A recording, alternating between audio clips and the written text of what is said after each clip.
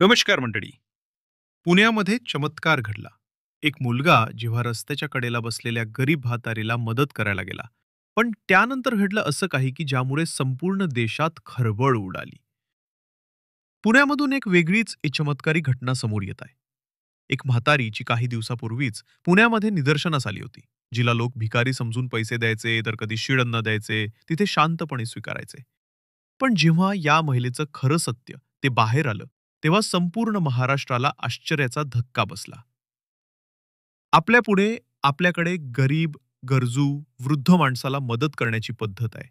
साधारणपणे 65 ते 70 वर्ष असणारी ही वयस्कर म्हातारी, जिच्याबाबत एक भयंकर गोष्ट उघड झाली आहे. शहराच्या गजबटात हजारो बेघर लोक असतात. प्रत्येकाची कहाणी वेगळी असते. प्रत्येकाचा एक इतिहास असतो. 2 वर्षांपूर्वी मुंबईमध्ये एका भिकाऱ्याची कहाणी तुम्ही ऐकली असेल, की जो भिक्षा मागत होता, पण ज्याच्या नावावर 4 फ्लॅट होती. ज्याची टोटल संपत्ती 10 कोटी होती. अगदी असंच काहीतरी या भिकारी महिलेच्या बाबतीत घडणार होतं. ज्यामुळे संपूर्ण देशाला एक आश्चर्याचा धक्का बसणार होता. मग नेमकं काय घडलं त्या दिवशी? ही आजी नेमकं कोण होती ती? पुण्यात कुठून आली होती? तिचं असं काय रहस्य होतं? काय चमत्कार तिने केला होता? तिने काय लपवलं होतं, की ज्यामुळे संपूर्ण देश हादरला? चला, जाणून घेऊया संपूर्ण सविस्तर माहिती. पुण्यामधून एक चमत्कारी आणि वेगळीच घटना समोर येत आहे. शांताबाईवर वय वर्ष 70, एका भिकाऱ्यासारखी दिसणारी वृद्ध म्हातारी महिला. ती काही दिवसापासून शहराच्या वेगवेगळ्या भागात बसून राहायची. पण एके दिवशी ती एका सोनाराच्या दुकानाजवळ बसली होती आणि तिला एक मुलगा मदत करायला आला. आणि त्यानंतर जे झालं त्याने संपूर्ण देशात एकच खळबळ उडवली. आकाश नावाचा एक मुलगा रोज कॉलेजला जायचा. रस्त्यावरून तो दररोज जात असायचा आणि त्याचं लक्ष दररोज या महिलेकडे पडायचं. हिचं नाव शांताबाई. वय 70 वर्ष. त्याला त्या आजीबद्दल वेगळीच आपुलकी वाटायची. पण त्याला माहिती नव्हतं. तो ज्यावेळेस दररोज पाहणाऱ्या या आजीला मदत करायला जाईल, त्यावेळेस एक भयंकर गोष्ट घडणार आहे. तो दररोज तिला जाता-येता पाहायचा, तिला कोणीतरी पैसे द्यायचं, कधी-कधी कोणी अन्न द्यायचं. बऱ्याच वेळा ती रस्त्याच्या कडेला फुटपाथवर झोपलेली असायची, पण त्या मुलाला माहिती नव्हतं, जो तिला एक दिवशी जाऊन भेटणार होता आणि त्यानंतर एक भयंकर गोष्ट घडणार होती. एके दिवशी तो कॉलेजला जाण्यासाठी खूप लवकर आला होता. सायकलवरून तो जात असे आणि त्या दिवशी त्याने पाहिलं, ती म्हातारी तिथे बसलेली नव्हती. त्याने सायकल फुटपाथच्या कडेला लावली आणि तो तिला शोधू लागला. त्याने पाहिलं तर ती आजी एका झाडाच्या कडेला बसली होती. आता त्या दिवशी त्याच्याकडे पैसे नव्हते, त्या आजीने त्याला ओळखलं नव्हतं. पण त्याने काय केलं, त्याचा डबा उघडला आणि त्या डब्यातून थोडी पोळी आणि भाजी त्या आजीला दिली. आजीने आधी त्याच्याकडे संशयाने बघितल्यानंतर आजीला आठवलं, की हाच मुलगा दररोज आपल्याला भेटत असतो. म्हणून तिने ती पोळी आणि भाजी स्वीकारली आणि यानंतर ती जे बोलली ते ऐकून त्या मुलाला आश्चर्याचा धक्का बसला. ती म्हणाली, "God bless you my son." Akash थक्क झाला. एक भिकारी वाटणारी बाई, एक भिकारी वाटणारी आजी इतकं स्पष्ट इंग्रजी कसं बोलू शकते? त्याने कुटकाला विचारलं, "आजी, तुम्ही एवढं इंग्लिश कसं काय बोलता? तुम्ही कुठून आला? तुमचं नाव काय?" पण या प्रश्नावर आजी शांत झाली. तिला त्याला काही सांगायचं नव्हतं. पण तो जो चमत्कार होणार होता, जी घटना घडणार होती, ती आतापर्यंत कधीच घडली नव्हती. तिचे डोळे पुन्हा शून्यात हरून गेले. जणू काही तिनं काही ऐकलंच नाही. या घटनेनं आकाशच्या मनात आणखीनच कुतूहल वाढला. ही आजी नक्की सामान्य नाही हे त्याला कळून चुकलं होतं. असे पुढे दिवस गेले. तो दिवस अजून येणं बाकी होता, की ज्या दिवशी आकाश या महिलेपाशी जाऊन महत्वाच्या गोष्टी त्याच्या समोर येणार होत्या आणि संपूर्ण देशाला एक झटका बसणार होता. आकाश त्या दिवशी अगदी थक्क झाला होता. एक भिकारी, फाटके कपडे घालणारी बाई इतकं असखलीत इंग्लिश कशी बोलू शकते? मग तिचं शिक्षण काय झालं असेल? ती नेमकं कुठून आली असेल? तिच्याकडे काय असेल? तिचे मुलं काय करत असतील? ती कुठे राहत असेल? असे असंख्य प्रश्न त्याला पडले होते. त्याने परत दुसऱ्या दिवशी जाऊन विचारण्याचा प्रयत्न केला, पण त्या महिलेने त्याला हुसकून दिलं. पण अखेर तो दिवस उजाडला.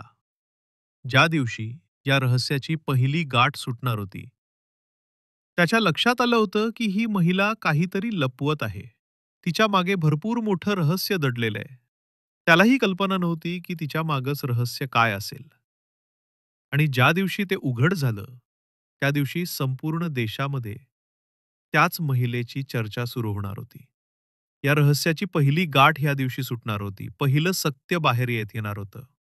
शांताबाई शहरातील एका प्रसिद्ध सराफाच्या दुकानी समोर जाऊन बसली होती. ती नेहमी रस्त्याच्या गडीला बसायची. पण त्या दिवशी ती एका मोठ्या सोनाराच्या दुकानासमोर जाऊन बसली. आता ती भीक मागत नव्हती.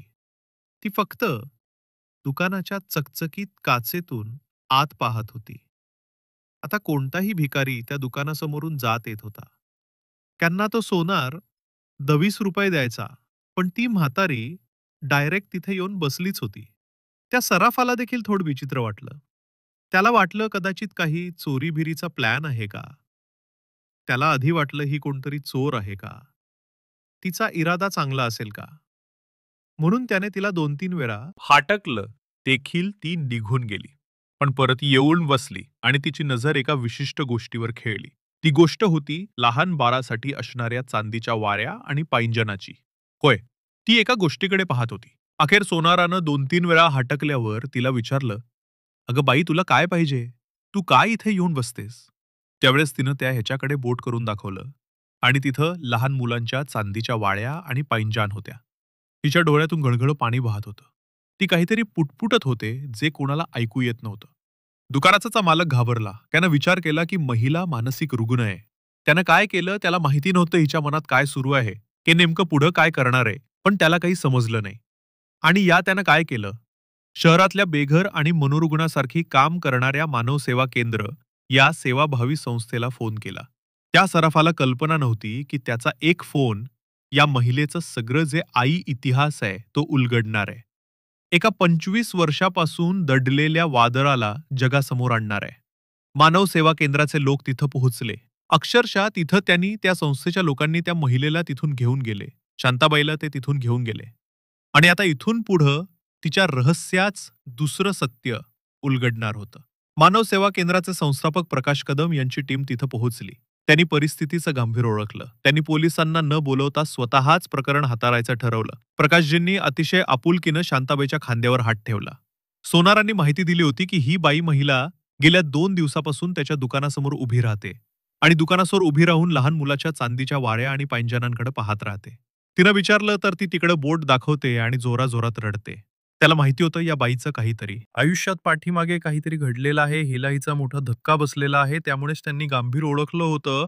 आता ते या रहस्याचा सगळ्यात मोठा पडदा उलगडणार होते. प्रकाशजींनी अतिशय आपुलकीने शांताबाईच्या खांद्यावर हात ठेवल्या आणि म्हणाले, "आई, तुम्ही आमच्या सोबत चला. तिथे तुम्हाला जेवण मिळेल, राहायला सुरक्षित जागा मिळेल." आधी तर शांताबाईंनी विरोध केला. त्या घाबरल्या होत्या.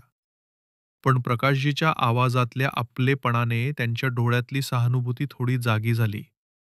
त्या काही न बोलत्या गाडीत बसल्या. आश्रमात पोहोचल्यावर त्यांना स्वच्छ कपडे दिले, पोटभर जेवण दिलं. अनेक दिवसांनी त्यांना एक सुरक्षित छत मिळालं होतं. आश्रमात आल्यावर शांताबाई शांत होत्या. पण त्याची नजर सतत काहीतरी शोधत होती. जणू काही त्या एका हरवलेल्या तुकड्याच्या शोधात होत्या, त्यांच्या स्वतःच्या आयुष्याच्या.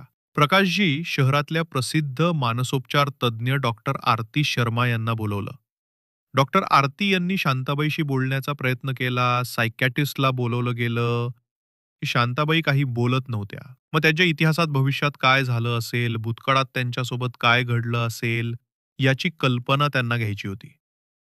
त्या फक्त शून्यात बघायच्या. डॉक्टरांनी त्यांच्यावर उपचार सुरू केले. हळूहळू औषधांचा परिणाम दिसू लागला. शांताबाईची चिडचिड कमी झाली. त्यांना शांत झोपू लागले. डॉक्टरांना खात्री होती की शांताबाईच्या भूतकाळात अशी एक भयंकर घटना घडली आहे की ज्याच्या धक्क्यातून ते अजूनही सावरले आहेत.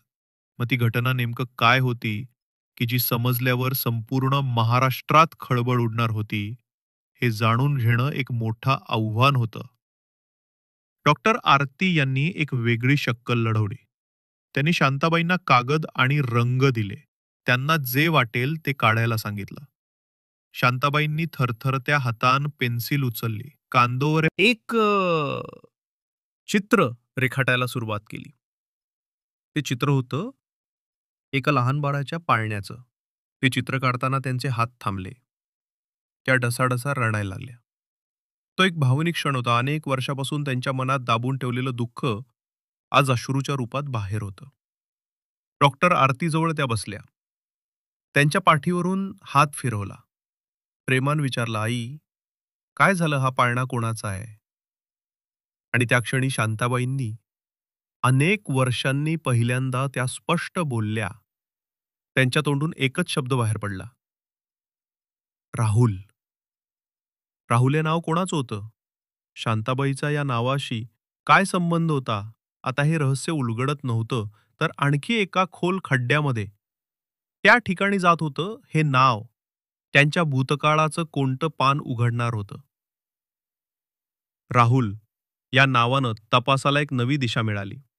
डॉक्टर आरती यांच्या सततच्या प्रयत्नानंतर शांताबाई हळूहळू अजून काही गोष्टी सांगू लागल्या. त्या तुटक तुटक शब्दात बोलायच्या. नागपूर हॉस्पिटल, माझं बाळ राहुल.